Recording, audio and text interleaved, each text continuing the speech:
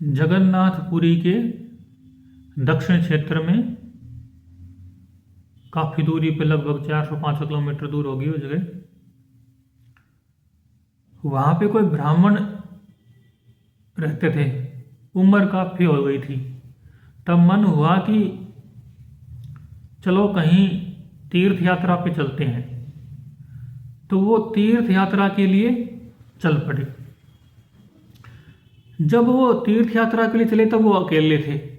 वृंदावन की ओर जा रहे थे कि वो वृंदावन जाएंगे, कृष्ण भगवान का दर्शन करेंगे, भगवान का दिव्य धाम देखेंगे, रहेंगे।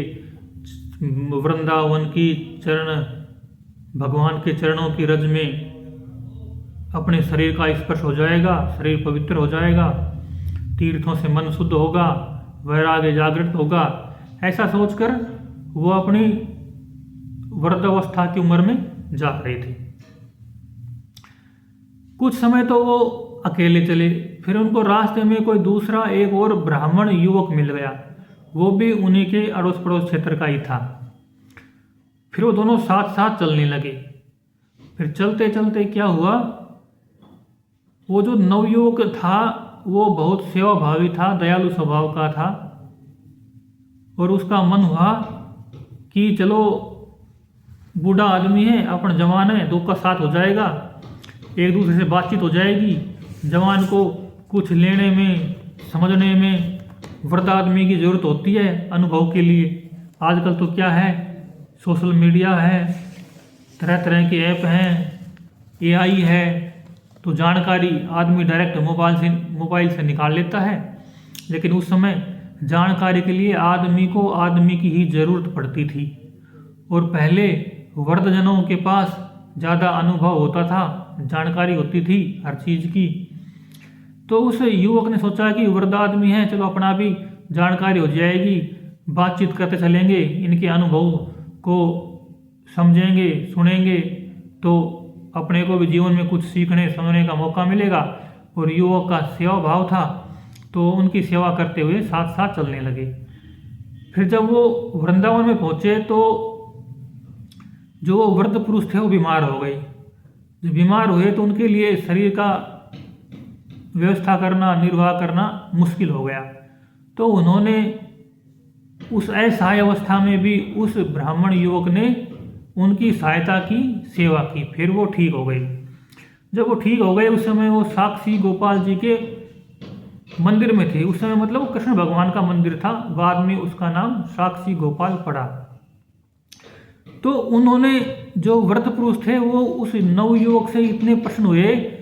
उन्होंने कहा कि उनसे पूछ तो लिया ही था कि वो रास्ते में चल रहे थे तो एक दूसरे से परिचित हो गए थे कि तुम कहाँ के हो, तुम कहाँ के हो। तो ऐसा करके परिचित, इतना लंबा रास्ता था पुराने ज़माने में, पैदल यात्रा। अब आंध्र प्रदेश से वृंदावन तक जाया जाए तो कितने दिन लग सकते हैं।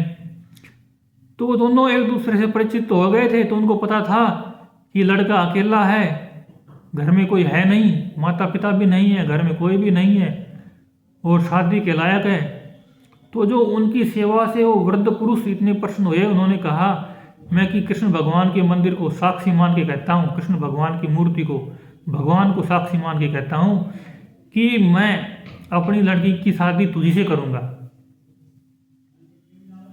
तो उस युवक ने कहा कि आप इतनी बड़ी प्रतिज्ञा क्यों करते हो? ठीक है, मैंने जो सेवा की वो हो गई, मेरा शरीर जवान था, सेवा लायक था, आपका शरीर वृद्ध था, असहाय था, तो मैंने सेवा कर दी है। फिर तो आप इतनी बड़ी प्रतिज्ञा क्यों करते हो?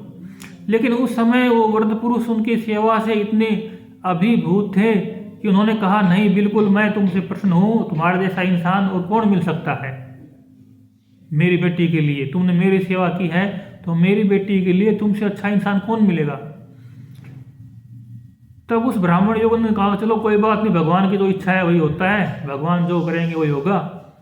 फिर वो दोनों वापिस आ गए अपने गांव में। जो गांव में आए तो उन्होंने शादी की बात चलाई। उस वृद्ध पुरुष ने अपने घर में जाके, घर में रिश्ते नाते में, अब मैंने तो अपनी बेटी का रिश्ता पक्का कर दिया है। जब घर वालों ने, रिश्ते नाते वालों ने पूछा कि लड़का कौन है, तो उन्होंने बताया कि वो लड़का है जो मेरे साथ यात्रा में गया था, और वो है जब उनको घर वालों को, रिश्ते नाते वालों को पता लगा कि भाई ये लड़का तो अनाथ है, इसके घर में कोई है नहीं, गरीब भी है, अकेला भी है, क्या है इसके पास, ऐसे घर में हम अपनी लड़की को कैसे दे सकते हैं, तो उन सब ने मना कर दिया। फिर जब ये बात उस लड़के को पता चली तो वो उनके घर पे आया, वो ब्राह्मण युवक, और उसने कहा कि आपने प्रतिज्ञा की है भगवान के सामने, अब मैं अपनी बेटी की शादी तुम्ही से करूँगा। मैंने आपसे कहा था कि मेरे को इतनी ज़रूरत नहीं है, आप ऐसा नहीं करें, इतना बड़ा फैसला मत लो, लेकिन आप नहीं माने और आपने ये बात भगवान के सामने की है और भगवान इसके गवाह हैं, तो ये बात तो अब होके ही रहेगी, इससे मैं पीछे नहीं हटूँगा। आपने वचन दिया है, आप पीछे हट सकते हो और मैं पीछे नहीं हटूँगा। क्योंकि वो जो वृद्ध पुरुष थे उस समय तो उन्होंने सेवा भाव से अभिभूत होकर हाँ कर ली थी, लेकिन जब घर वाले और रिश्ते नाते वालों ने उनके पर दबाव डाला और कहा कि ऐसा कैसे हो सकता है, किसी अनाथ गरीब लड़के को हम अपनी लड़की बेटी कैसे ब्याह सकते हैं, तो इस तरह उन्होंने साफ साफ मना कर दिया और कहा कि ये बात झूठी है। वृद्ध पुरुष ने कहा कि मैंने कुछ नहीं कहा था, ये बात झूठी है, कोई गवाह हुआ नहीं है, मैंने भगवान के सामने ऐसा कुछ नहीं कहा था। क्योंकि उस समय वो वृद्ध पुरुष और वो ब्राह्मण युवक वो दोनों ही थे, बाकी तीसरा कोई था ही नहीं वहाँ पे, तीसरा खाली वो भगवान थे, भगवान की मूर्ति थी बस, उसके अलावा वहाँ कोई था नहीं। तो ब्राह्मण युवक ने तो मना कर, बूढ़े ब्राह्मण ने तो मना कर दिया, लेकिन जो ब्राह्मण युवक था उसने कहा कि ये प्रतिज्ञा भगवान के सामने हुई है, तो इसमें तो भगवान के ऊपर ही प्रश्न पैदा होता है। आगे जब भगवान के सामने प्रतिज्ञा हुई है, भगवान को साक्षी मान के कही है कि हम अपनी बेटी की शादी आपसे कर देंगे, तो भगवान के सामने जो साक्षी हुई है, जो भगवान गवाह बने हैं, तो भगवान गवाह है इस बात को भी प्रमाणित करना जरूरी है ना। ऐसा सोच कर उसने कहा कि मैं सबके सामने गवाह को लेके आऊंगा। पहले तो उन्होंने कहा कि आप चलो, भगवान ने गवाह दी है, चलो वापस भगवान के पास। तो उन्होंने कहा कि मैं बूढ़ा आदमी हूँ, मैं थक गया हूँ, मैं वापस भगवान के पास इतनी लंबी यात्रा करके नहीं जा सकता। तो उस युवक ने कहा कि चलो मैं ही भगवान को लेके आऊँगा और गवाही दिलवाऊँगा। अब इसमें क्या है, सबसे महत्वपूर्ण बात यह है उस ब्राह्मण युवक की भगवान में कितना विश्वास था, कितनी अखंड श्रद्धा थी कि वो एक पत्थर की मूर्ति को भी भगवान मानकर उनकी गवाही को पक्की गवाही, इंसान वाली गवाही मान रहे थे। और अपने विश्वास के कारण वो उस बात को सिद्ध करने के लिए, हालांकि उनको लोभ नहीं था कि शादी करनी जरूरी है उन्हीं से, लेकिन भगवान के साक्षी को सिद्ध करने के लिए वो वापस वृंदावन चले गए। और जब वो वृंदावन गए तो उन्होंने भगवान से कहा, भगवान आपकी साक्षी में आपके सामने उस वृद्ध ब्राह्मण ने अपनी बेटी की शादी मुझसे करने की बात कही थी, आप चलो और गवाही दो सबके सामने कि हाँ ये बात मेरे सामने कही थी। तो वो युवक बैठा रहा, भगवान से प्रार्थना करता रहा, रोज रोज भगवान से ही प्रार्थना की। तो भगवान तो मंदिर में बैठे थे, मंदिर में भगवान की मूर्ति थी, कोई साक्षात भगवान तो थे नहीं वहाँ पे, लेकिन उस ब्राह्मण युवक का मन, उसका विश्वास इतना अडिग था कि भगवान तो हैं। उनके लिए भलाई, लोगों के लिए भलाई वो मूर्ति थी, लेकिन उस ब्राह्मण युवक के लिए वो मूर्ति सिर्फ मूर्ति नहीं थी, उसमें भगवान की सत्ता थी, उनके लिए थी। जब कोई इंसान, कोई भगत अपने मन को इस तरह पूर्ण विश्वास से भर लेता है, अखंड रूप से कर लेता है, जब मन अखंड हो जाता है, विश्वास से भर जाता है, तो सृष्टि की सत्ताएं भी अपने नियम बदलने लग जाती हैं।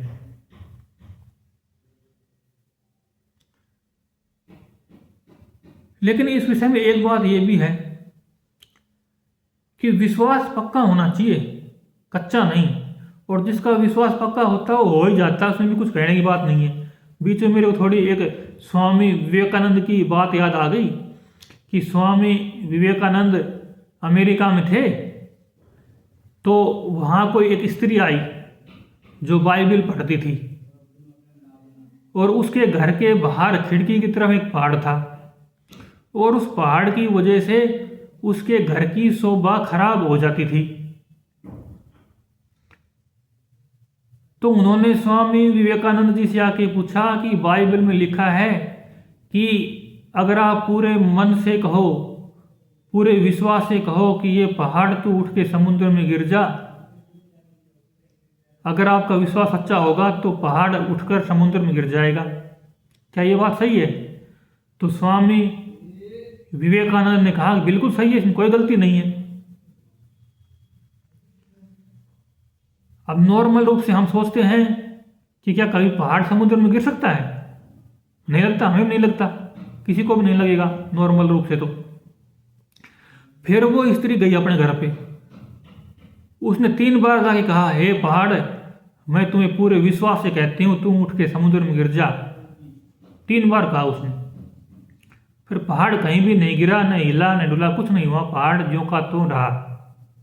फिर वो स्त्री खुद ही बोल पड़ी, हे जिद्दी पहाड़, मैं जानती थी तू इतना जिद्दी है, तू कहीं नहीं जाएगा।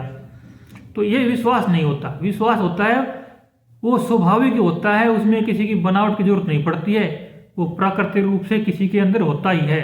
और जिसमें विश्वास होता है वही भक्ति की पूर्णता को प्राप्त करता है। तो वो युवक वहाँ बैठा रहा। 1 दिन बीत गया, दूसरा दिन बीत गया, वो प्रार्थना करता रहा। उसने अन्न जल छोड़ दिया, बस सिर्फ प्रार्थना ही करता रहा। अगर आपके सामने साक्षी हुई है, आप गवाह थे, तो अब भी चलो और गवाही दो। जब तीसरा दिन हुआ, तीसरे दिन की सांझ ढली, तब एक आवाज आई, अरे तुम क्या मूर्ति के सामने बैठे हो? पत्थर की मूर्ति क्या कहीं आती जाती है? तब वो युवक चौंका। उसने कहा कि जब पत्थर की मूर्ति बोल सकती है तो आना जाना भी कर सकती है।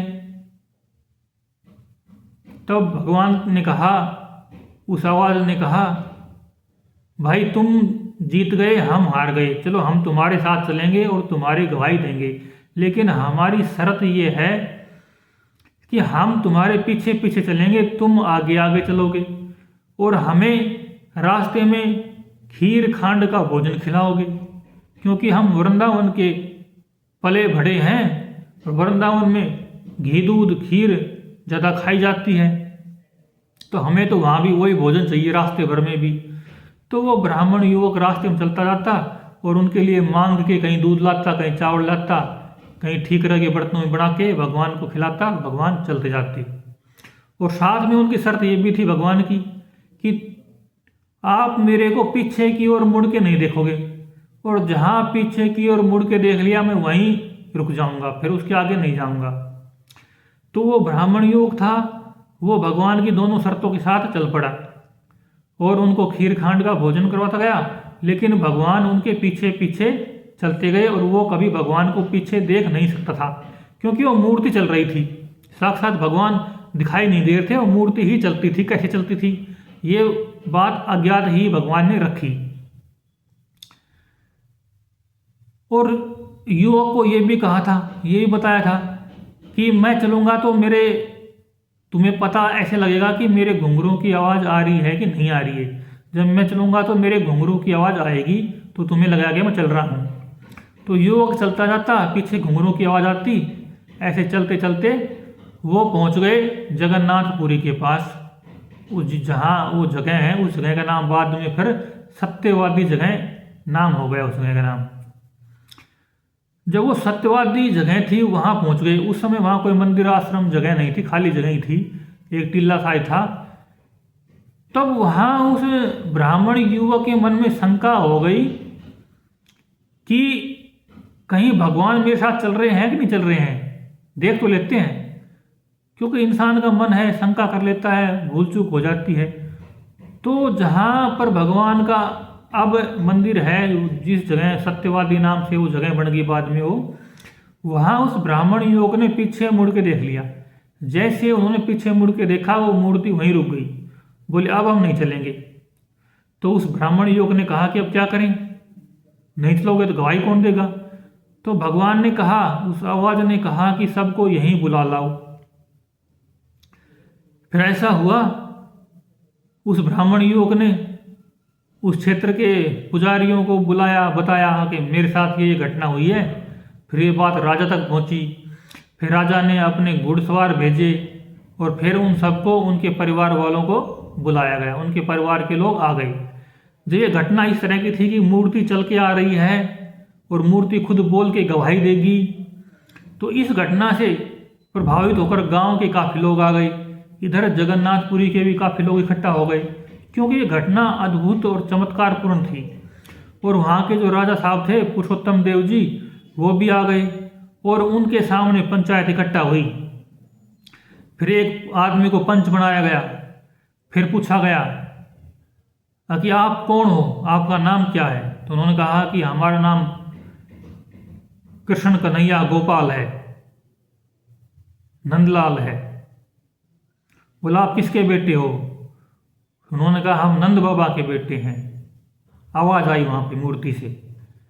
फिर उन्होंने कहा कि आप नंद बाबा के बेटे हो, यशोदा जी के बेटे हो, ठीक है, वृंदावन से आए हो, ठीक है। इस बूढ़े ब्राह्मण ने अपनी बेटी की शादी करने की बात क्या आपके सामने कही थी। तब उस मूर्ति में आवाज आई, हाँ, इस ब्राह्मण ने इस युवक को अपनी बेटी की शादी करने की बात कही थी। इस युवक ने मना किया था, लेकिन ब्राह्मण ने कहा था कि नहीं, मैं करूँगा ही, मैं बहुत प्रसन्न हूँ। उसके बाद तो वो घटना विशेष हो गई और वहीं पर उन लड़का लड़कियों की शादी कर दी गई और वो अपने घर पर चले गए। फिर ये घटना तो यहीं पूरी हो गई। फिर बाद में पुरुषोत्तम दास जी उस मूर्ति को काफ़ी समय बाद उन्होंने सोचा कि ये मूर्ति भी जगन्नाथ भगवान के साथ ही रहे, तो वो जगन्नाथ भगवान की मूर्ति के साथ उन्होंने वहाँ रख दी। जगन्नाथ जी के मंदिर में ही उस मूर्ति को भी रख दिया। जब उस मूर्ति को वहाँ रखा तो जगन्नाथ भगवान का जो स्वाद बढ़िया बढ़िया प्रसाद होता, उसको वो खा जाया करते थे साक्षी गोपाल जी, जो वृंदावन से आए थे। फिर जब पुजारियों को सपना हुआ, जगन्नाथ भगवान ने कहा कि आप ये किसको ले आए हो, ये तो मेरा भोजन प्रसाद ही खा जाते हैं, बढ़िया बढ़िया भोजन खुद खा जाते हैं और बाकी मेरे लिए छोड़ देते हैं, ऐसा हमारा नहीं चलेगा। अब ये घटना विशेष है।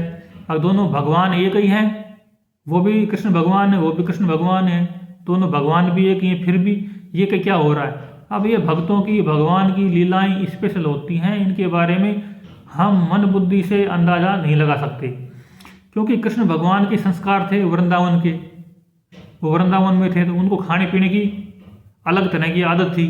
जगन्नाथ भगवान के हिसाब किताब अलग था। जगन्नाथ भगवान राजा रूप में थे, राजा की भावना में थे, और जो साक्षी गोपाल वृंदावन से आए थे वो एक तो बाल रूप थे, एक वो वृंदावन के थे, तो उन दोनों को खाने पीने का हिसाब किताब नहीं मिला।